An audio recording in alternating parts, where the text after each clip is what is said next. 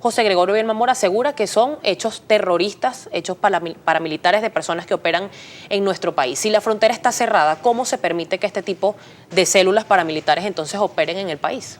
Bueno, eso es una evidencia de la irresponsabilidad y la improvisación con la cual el gobernador del estado Táchira da una respuesta a la sociedad cada vez que se genera un hecho de violencia en el estado. Recordemos que el día que fallece a través de un asesinato bastante vil, por cierto, el diputado del Consejo Legislativo en la zona fronteriza, el asesinato del diputado, el gobernador sale y eso o sea, no hallaba a quien echarle la culpa y nombra incluso al gobierno colombiano, nombra a algunos dirigentes de los sectores democráticos.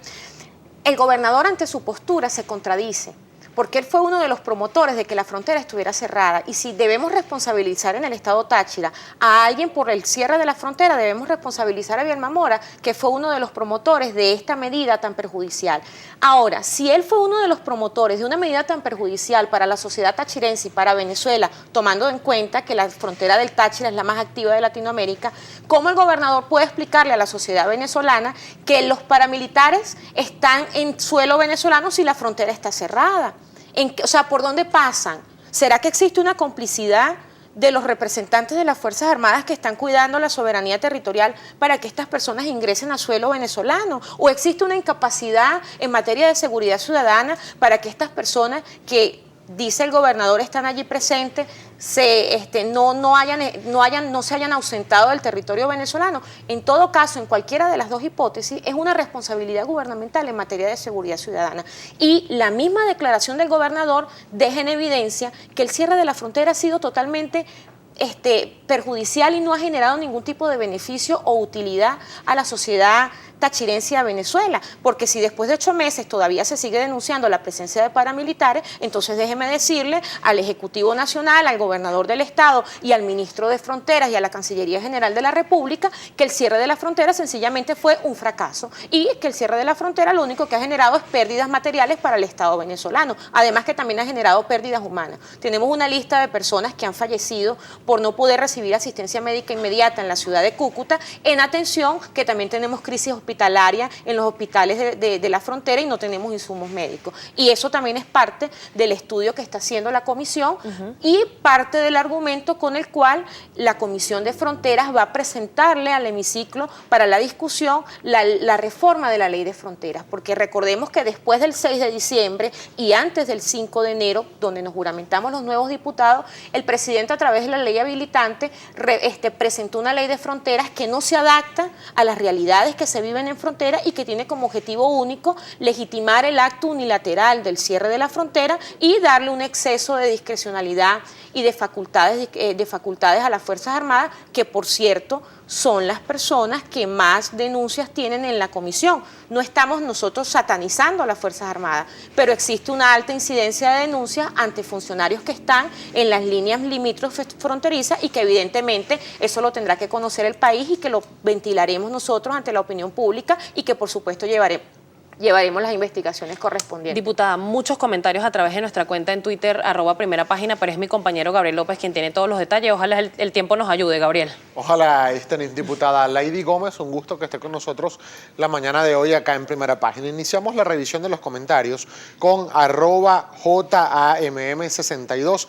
y le pregunta: ¿por qué a los ministros que no asisten a comparecer no les aplican la ley de comparecencia y el reglamento y se destituyen? ¿Miedo?, le pregunta.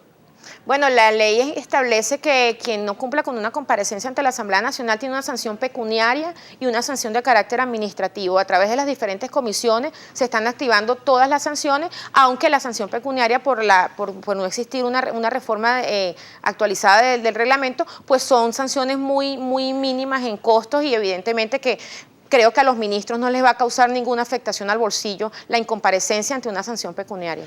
@Juan Fossi le pregunta: diputada, ¿por qué no se trata o no se le da prioridad a la ley de fronteras? Claro que tiene prioridad dentro de nuestra agenda. La ley de fronteras en este momento la reforma de la ley de fronteras va a ser el producto de la consulta que hemos desarrollado con todos los sectores sociales que están en frontera y cuando se presente al Parlamento, que debe ser en las próximas semanas, el informe de la comisión, allí está el argumento para decirle al país de nuestra reforma, y la reforma será lo que regulará la competencia abusadora que tiene el Ejecutivo para tener la frontera cerrada, razón por la cual no la hemos aperturado. La diputada de la Asamblea Nacional del Estado Táchira y por la Mesa de la Unidad Democrática, Lady Gómez, sigue con nosotros. Habíamos dejado pendiente, diputada, uno de los comentarios de la audiencia. A Lucero Mundo le preguntaba, diputada, ¿cuándo abordarán el tema de los diputados de Amazonas? ¿Hasta cuándo? A ellos los eligió el pueblo.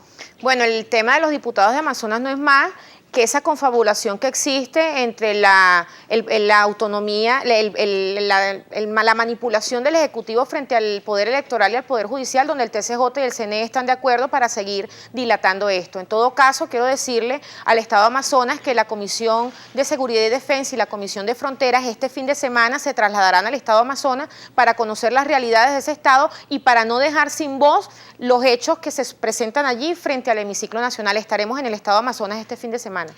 Julio Quijada 1 le pregunta, diputada, el PSV dice que el dinero que entró por petróleo se usó en 1 millón de viviendas, en canaimitas, en educación. ¿Es así?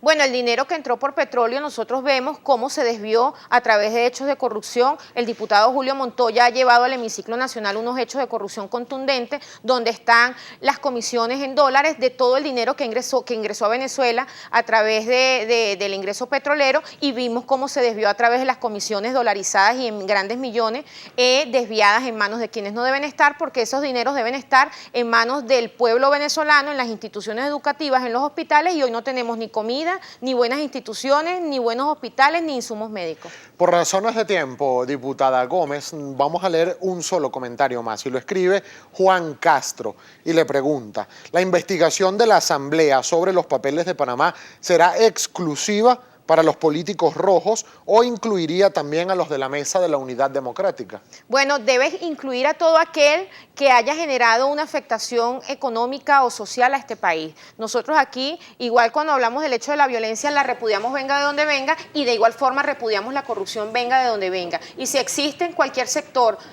del partido de gobierno o independiente o cualquier sector que pueda estar cercano a los sectores democráticos, de verdad que nosotros aquí en este caso lo que queremos darle a Venezuela es transparencia.